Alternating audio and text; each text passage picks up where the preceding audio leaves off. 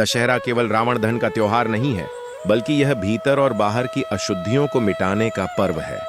जैसे हम अपने घर में जमा धूल, मकड़ी के जाले, टूटी फूटी चीजें साफ करते हैं, वैसे ही मन में जमी नकारात्मकता को भी दूर करना आवश्यक है। दशहरा से पहले कम से कम 1 सप्ताह तक रोज अपने घर की सफाई करें। यह सफाई केवल झाड़ू पोंछा भर न हो, बल्कि हर कोने को व्यवस्थित करने की प्रक्रिया होनी चाहिए। जब घर का हर कोना चमकेगा तो मन में भी शांति का भाव आएगा। मानसिक सफाई के लिए रोज प्रातः और संध्या समय 15 से 20 मिनट ध्यान करें। ध्यान में अपने अंदर झांकिए, देखिए कि कौन से दोष, गुस्सा, ईर्ष्या, आलस्य या बुरी आदतें आपको पीछे खींच रही हैं। उन सबको पहचान कर प्रतिज्ञा करें कि इस दशहरा तक उन्हें जलाना ही है। शारीरिक, मानसिक और आत्मिक स्वच्छता मिलकर आपके जीवन को दिव्य बनाएगी। कार्य 2, परिवार के साथ समय बिताना। रामायण हमें यह सिखाती है कि परिवार का साथ ही जीवन का असली बल है। दशहरा से पहले हर व्यक्ति को चाहिए कि अपने परिवार के साथ अधिक समय बिताए। माता पिता की सेवा करें, छोटे भाई बहनों को स्नेह दें, पत्नी या पति को सम्मान दें और बच्चों को संस्कार दें। रोज कम से कम 1 बार भोजन साथ में करें। दशहरा का यह समय मिलकर भक्ति गीत गाने, रामायण या दुर्गा सप्तशती पढ़ने और साथ बैठकर संवाद करने का अवसर देता है। परिवार में टूटन और दूरी तभी आती है जब हम समय नहीं देते। इसलिए दशहरा से पहले संकल्प लीजिए कि परिवार आपका पहला धर्म है और साथ बैठकर ईश्वर का स्मरण करना ही सबसे बड़ा पूजन है। कार्य 3, जरूरतमंदों की मदद करना। दशहरा से पहले समाज में सेवा भाव जगाना सबसे बड़ा पुण्य है। पुराने कपड़े, किताबें, खिलौने या भोजन जरूरतमंद बच्चों और बुजुर्गों तक पहुंचाए। सेवा का भाव ही असली पूजा है। रामचंद्र जी ने भी वनवास के दौरान हर उस व्यक्ति की सहायता की जो कमजोर या दुखी था। दशहरा हमें यह सिखाता है कि अगर समाज में कोई भूखा सोता है तो हमारी पूजा अधूरी है। किसी गरीब के घर मिठाई या भोजन पहुंचाना, किसी अनाथालय या वृद्धाश्रम जाकर आशीर्वाद लेना आपके जीवन में सच्चे सुख का अनुभव कराएगा। यह कार्य न केवल पुण्य देगा, बल्कि आपके मन से अहंकार भी मिटाएगा। कार्य 4, क्रोध और अहंकार पर नियंत्रण। रावण के 10 सिर बुराइयों के प्रतीक हैं। काम, क्रोध, लोभ, मोह, मद, मत्सर, अहंकार, अन्याय, असत्य और अधर्म। दशहरा से पहले हर इंसान को यह संकल्प लेना चाहिए कि कम से कम एक बुराई को अपने जीवन से पूरी तरह मिटाना है। सबसे बड़ी बुराई है क्रोध और अहंकार। जब मन में अहंकार आता है तो रिश्ते टूटते हैं, और जब क्रोध आता है तो सद्बुद्धि चली जाती है। दशहरा से पहले ध्यान और संयम का अभ्यास करें। जब भी क्रोध आए, गहरी सांस लें और राम राम का जाप करें। अहंकार के स्थान पर विनम्रता लाएं। जिस दिन आप अपना क्रोध और अहंकार जीत लेंगे, उसी दिन आपके भीतर का रावण जल जाएगा। कार्य 5, सत्य और धर्म का पालन। राम का जीवन सत्य और धर्म का उदाहरण है।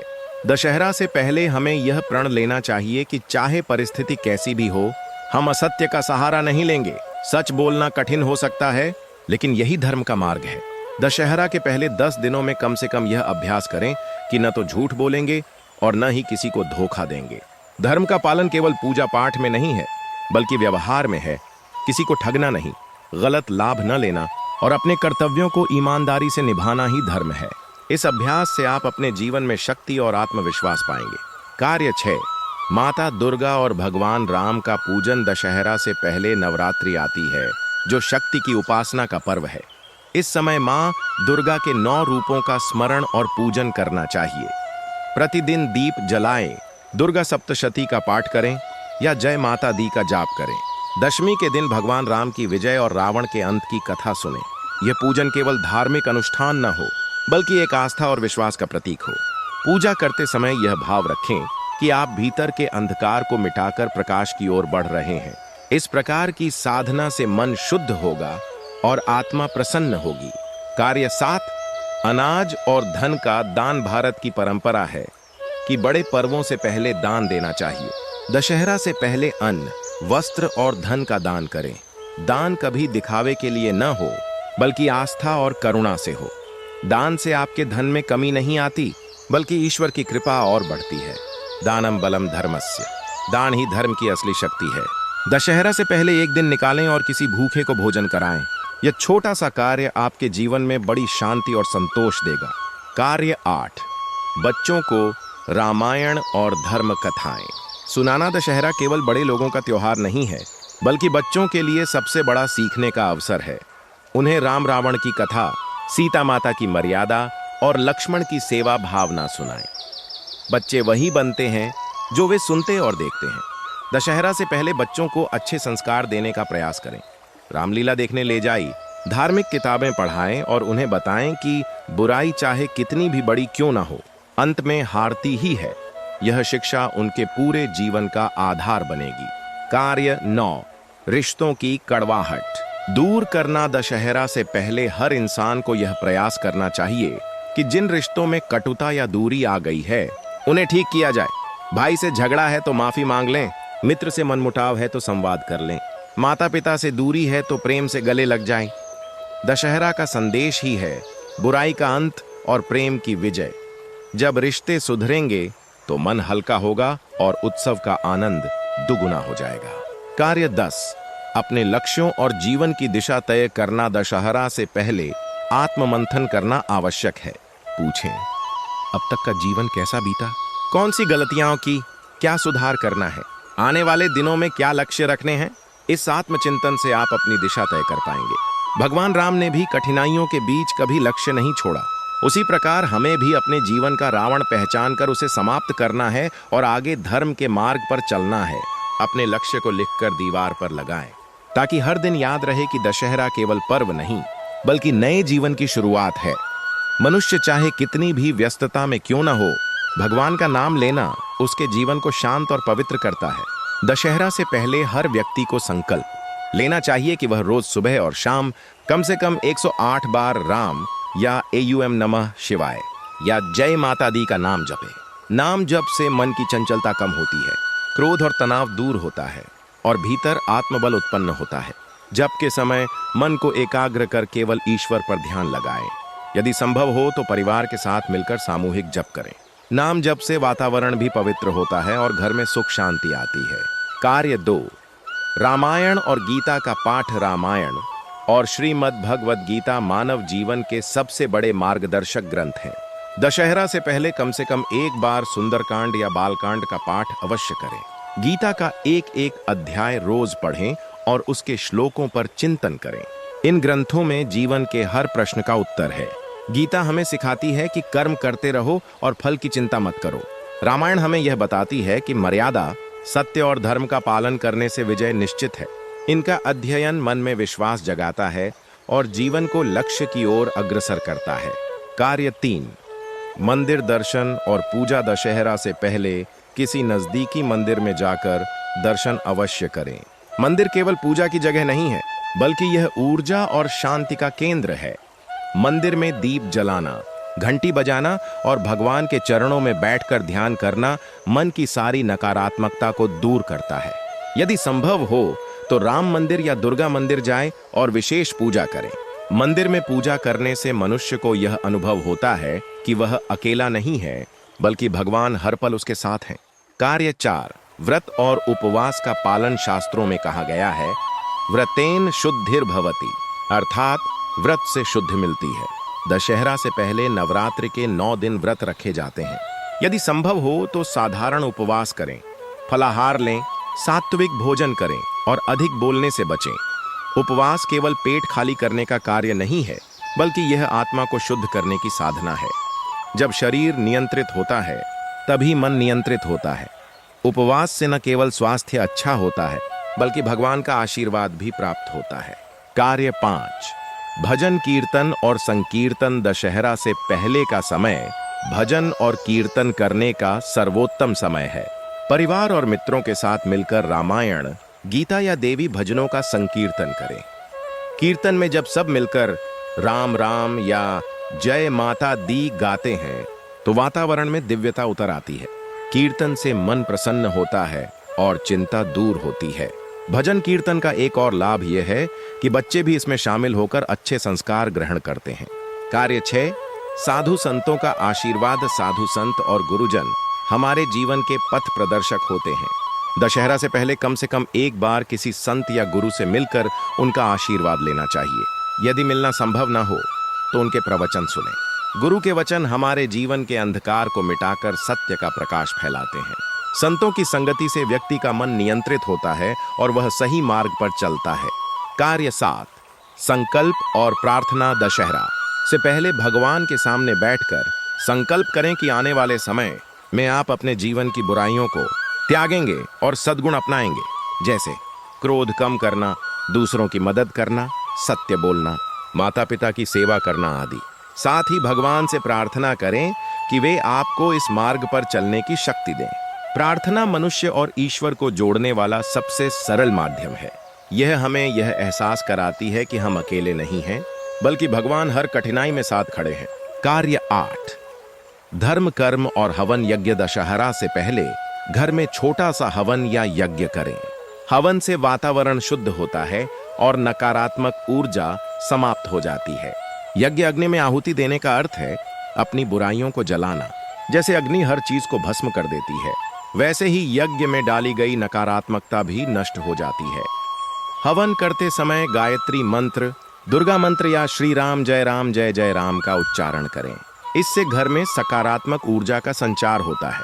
कार्य 9, तीर्थ या पवित्र स्थान की यात्रा। यदि संभव हो तो दशहरा से पहले किसी पवित्र स्थान की यात्रा करें, जैसे वाराणसी, अयोध्या, वृंदावन, हरिद्वार या अपने आसपास का कोई तीर्थ। तीर्थ यात्रा से मनुष्य को गहन शांति मिलती है और वह अपने जीवन की समस्याओं को भूलकर ईश्वर में लीन हो जाता है। यात्रा केवल भौतिक नहीं होती, बल्कि यह आत्मा की यात्रा होती है। तीर्थ स्थल की मिट्टी, गंगा का जल और मंदिर का दर्शन आत्मा को दिव्य बना देता है। कार्य 10, अंतर्मन को भगवान को समर्पित करना। दशहरा से पहले सबसे महत्वपूर्ण कार्य है अपने मन, वचन और कर्म को भगवान को समर्पित करना। जब तक हम अपनी इच्छाओं और अहंकार को छोड़कर भगवान के चरणों में समर्पित नहीं होते, तब तक शांति नहीं मिलती। समर्पण का अर्थ है जो होगा भगवान की इच्छा से होगा, मैं केवल साधक हूँ। यही भाव जीवन को सरल बनाता है और कष्टों को हल्का करता है। दशहरा का सच्चा संदेश भी यही है, बुराइयों को जलाकर भगवान की शरण में जाना। कार्य 1, पड़ोसियों से सद्भाव बढ़ाना। समाज की नींव पड़ोस से शुरू होती है। दशहरा से पहले अपने पड़ोसियों से मिलना, उनका हाल चाल लेना, आपसी कटुता को दूर करना और छोटी छोटी मदद करना बहुत जरूरी है। कभी कभी हम वर्षों तक एक दूसरे के पास रहते हैं लेकिन संवाद नहीं करते। यह दूरी रिश्तों में ठंडापन ला देती है। इसलिए इस पर्व से पहले एक मिठाई का डिब्बा लेकर पड़ोसी के घर जाइए, उनकी खुशियों और दुखों में भाग लें। रामायण का संदेश है कि एकता और सहयोग से ही बड़ी से बड़ी समस्या जीती जा सकती है। पड़ोसियों से संबंध मधुर होंगे तो समाज का माहौल भी बेहतर होगा। कार्य 2, समाज में स्वच्छता अभियान। जैसे घर की सफाई जरूरी है, वैसे ही समाज की गलियों, मंदिरों और सार्वजनिक स्थानों की सफाई भी आवश्यक है। दशहरा से पहले लोग मिलकर सामूहिक स्वच्छता अभियान करें।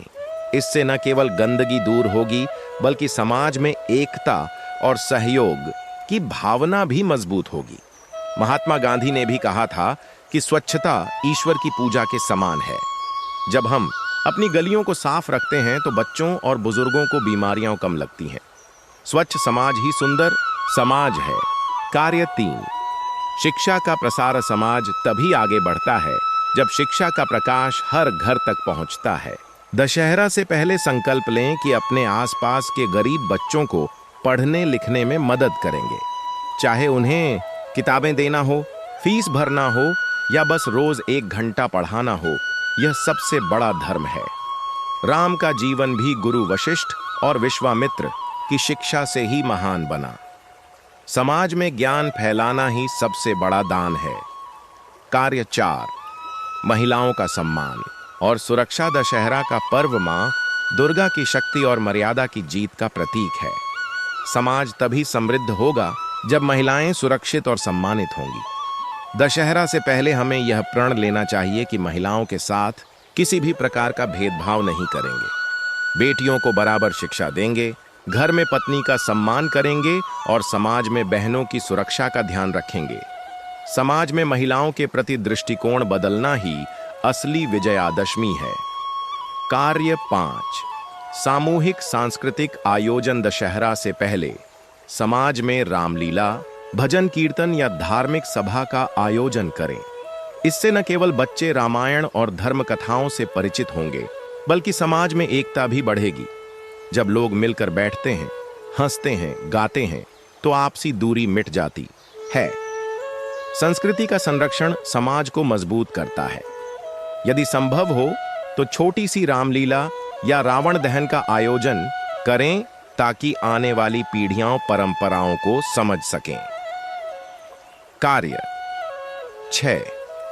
गरीब और मजदूर वर्ग की मदद। समाज का सबसे कमजोर वर्ग, मजदूर, रिक्शा चालक, सफाई कर्मी या दिहाड़ी पर काम करने वाले लोग हमारी प्रगति में बड़ा योगदान देते हैं। दशहरा से पहले उनका आभार व्यक्त करना और उनकी मदद करना हमारा कर्तव्य है। उनके बच्चों को कपड़े और मिठाइयां दें, उन्हें बैठाकर भोजन कराएं। भगवान राम ने भी अपने सबसे छोटे सेवक शबरी के झूठे बेर स्वीकार किए थे। गरीबों की सेवा ही सबसे बड़ा धर्म है। कार्य 7। पेड़ पौधे लगाना और पर्यावरण बचाना आज समाज का सबसे बड़ा संकट है। प्रदूषण और पेड़ों की कटाई। दशहरा से पहले हर व्यक्ति कम से कम एक पेड़ अवश्य लगाए। यह केवल पर्यावरण नहीं बचाएगा, बल्कि आने वाली पीढ़ियों को जीवन भी देगा। पेड़ लगाना और उनकी देखभाल करना भगवान की सेवा के समान है, क्योंकि पेड़ ही हमें प्राणवायु देते हैं। इस कार्य से समाज को स्वच्छ वायु, हरियाली और संतुलन मिलेगा। कार्य 8। युवाओं को सही दिशा देना। समाज की शक्ति युवा है, लेकिन यदि युवाओं को सही दिशा न मिले तो वही शक्ति विनाशक बन सकती है।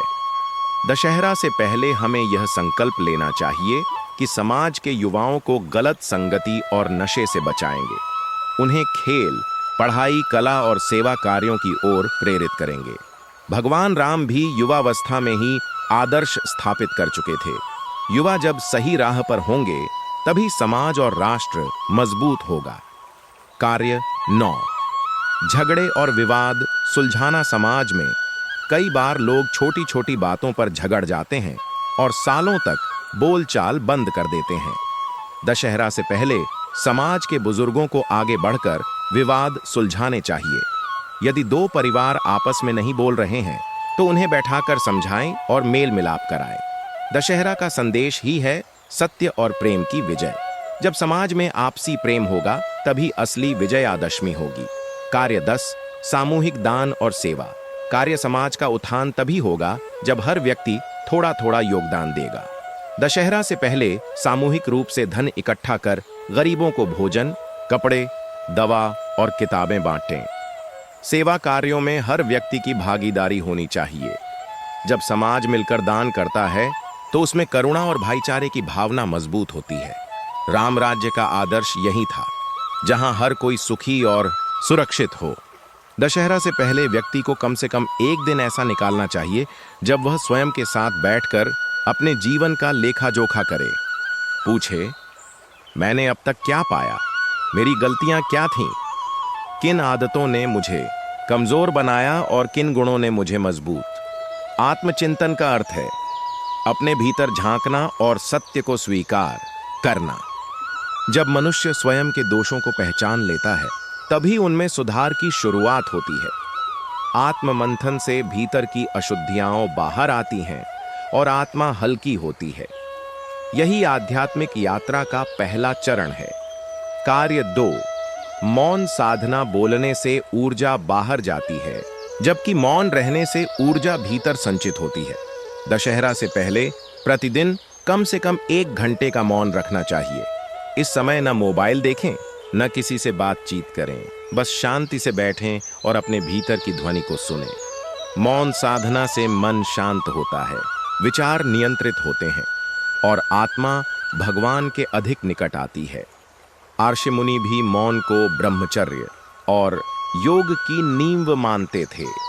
कार्य 3। ध्यान, मेडिटेशन।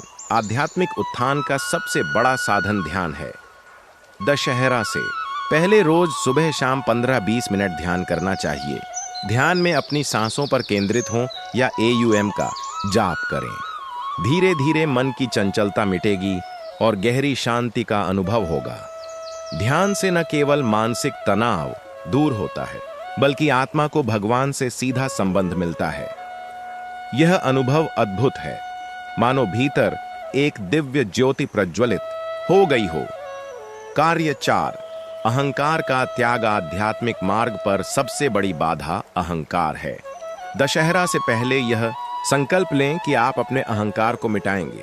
अहंकार ही वह रावण है जिसके कारण रिश्ते टूटते हैं और जीवन में अशांति आती है। जब मनुष्य विनम्र हो जाता है, तब भगवान का आशीर्वाद उस पर सहज रूप से बरसता है। अहंकार का त्याग करने का अभ्यास करें, छोटों से भी प्रेम से बात करें, दूसरों की बात सुनें और अपनी गलतियों को स्वीकारें। यह साधना आपको आध्यात्मिक ऊंचाई पर ले जाएगी। कार्य 5, संयम और ब्रह्मचर्य। आध्यात्मिक उत्थान के लिए संयम सबसे बड़ा साधन है। दशहरा से पहले अपने खान पान, नींद, बोलचाल और आदतों में संयम लाएं। अधिक खाना, अधिक बोलना, अधिक क्रोध करना या आलस्य करना आत्मा को दुर्बल करता है। ब्रह्मचर्य का अर्थ केवल इंद्रिय संयम नहीं है, बल्कि ऊर्जा का सही उपयोग है। जब व्यक्ति संयमित होता है तो उसका मन स्थिर रहता है और आत्मा पवित्र होती है। कार्य 6, उपनिषद और वेदांत का अध्ययन। दशहरा केवल बाहरी उत्सव नहीं है, यह ज्ञान का पर्व भी है। दशहरा से पहले प्रतिदिन थोड़ी देर उपनिषदों, वेदांत, योग सूत्र या संतों की वाणी का अध्ययन करें। यह ग्रंथ हमें आत्मा और परमात्मा का संबंध समझाते हैं। ज्ञान आत्मा का भोजन है। जैसे शरीर भोजन के बिना दुर्बल होता है, वैसे ही आत्मा ज्ञान के बिना अंधकार में रहती है। ज्ञान से आत्मा प्रकाशित होती है और मनुष्य सच्चे अर्थों में आध्यात्मिक बनता है। कार्य 7, जप तप और साधना। दशहरा से पहले व्यक्ति को अपने मनपसंद मंत्र का जप करना चाहिए। चाहे AUM नमः शिवाय हो, श्री राम जय जय राम हो या जय माता दी। लगातार जप करने से आत्मा शुद्ध होती है। जप से मन स्थिर होता है और भीतर दिव्य ऊर्जा जागृत होती है। तप का अर्थ है कठिनाइयों को सहकर भी धर्म पर डटे रहना। यह अभ्यास आत्मा को दृढ़ बनाता है और साधना को सफल करता है। कार्य 8, गुरु भक्ति और सेवा। आध्यात्मिक मार्ग पर गुरु का स्थान सर्वोच्च है। दशहरा से पहले गुरु या किसी संत का आशीर्वाद अवश्य लें। यदि गुरु न हो तो किसी महापुरुष के वचनों का अध्ययन करें और उन्हें जीवन में उतारें। गुरु की सेवा और भक्ति से आत्मा को दिशा मिलती है। गुरु वह दीपक है जो अंधकार में प्रकाश दिखाता है। जब तक मनुष्य गुरु की शरण में नहीं जाता, तब तक उसका आध्यात्मिक उत्थान अधूरा रहता है। कार्य 9, ईश्वर की इच्छा को स्वीकारना। आध्यात्मिक साधना का सबसे बड़ा रहस्य है। जो भी हो रहा है वह भगवान की इच्छा से हो रहा है। दशहरा से पहले यह भाव अपने भीतर स्थापित करें। शिकायतें करना, दूसरों को दोष देना या परिस्थिति से लड़ना छोड़ दें। भगवान की इच्छा को स्वीकारना आत्मा को हल्का करता है। यह भाव ही समर्पण कहलाता है। जब आप समर्पित हो जाते हैं तो जीवन का हर दुहक आपको साधना का साधन लगता है। कार्य 10, करुणा और प्रेम का अभ्यास। आध्यात्मिक उत्थान केवल ध्यान या साधना से नहीं होता, बल्कि दूसरों के प्रति करुणा और प्रेम से होता है। दशहरा से पहले यह संकल्प लें कि आप हर जीव के साथ प्रेम से व्यवहार करेंगे। किसी पशु को भोजन दें, पक्षियों को दाना डालें, बच्चों के साथ मुस्कान साझा करें। जब आत्मा करुणा से भर जाती है, तब उसमें दिव्यता उतर आती है। यही दशहरा का असली संदेश है। बुराइयों को जलाकर प्रेम और करुणा का प्रकाश फैलाना। दशहरा का पर्व न केवल बुराई पर अच्छाई की विजय का प्रतीक है, बल्कि यह भी सिखाता है कि जीवन में सच्ची शक्ति हमें अपने संस्कारों और बुजुर्गों के आशीर्वाद से मिलती है। यदि हम इस त्योहार को वास्तविक अर्थों में शुभ और फलदायी बनाना चाहते हैं तो दशहरा से पहले हमें अपने घर और समाज के बुजुर्गों की सेवा व सम्मान करने की आदत डालनी चाहिए। यह कार्य केवल एक परंपरा नहीं बल्कि आध्यात्मिक दृष्टि से अनिवार्य कर्म है, क्योंकि बुजुर्ग हमारे घर के जीवंत देवता होते हैं। उनके आशीर्वाद से ही परिवार में सुख, शांति और समृद्धि आती है। इस लेख में हम विस्तार से समझेंगे कि दशहरा से पहले बुजुर्गों का आशीर्वाद लेना क्यों जरूरी है, कैसे यह कार्य किया जा सकता है और इसके गहरे आध्यात्मिक, सामाजिक और व्यक्तिगत लाभ क्या हैं। बुजुर्गों का महत्व। भारतीय संस्कृति में बुजुर्गों को सदा विशेष स्थान दिया गया है। यह माना गया है कि घर में यदि माता पिता, दादा दादी या कोई वरिष्ठ सदस्य मौजूद है तो वह घर वास्तव में तीर्थ स्थल बन जाता है। उनकी उपस्थिति मात्र से ही नकारात्मक शक्तियां दूर रहती हैं और सकारात्मक ऊर्जा का संचार होता है।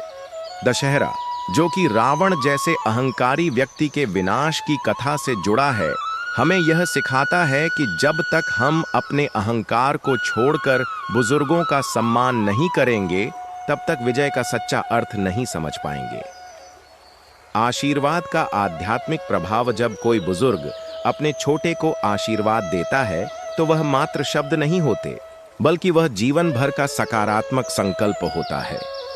वैज्ञानिक दृष्टि से देखा जाए तो बुजुर्गों के अनुभव, उनकी प्रार्थनाएं और उनकी सकारात्मक सोच परिवार पर सीधा प्रभाव डालती है। दशहरा से पहले उनका आशीर्वाद लेने से यह विश्वास जगता है कि हमारे हर काम में दैवीय शक्ति हमारा साथ देगी।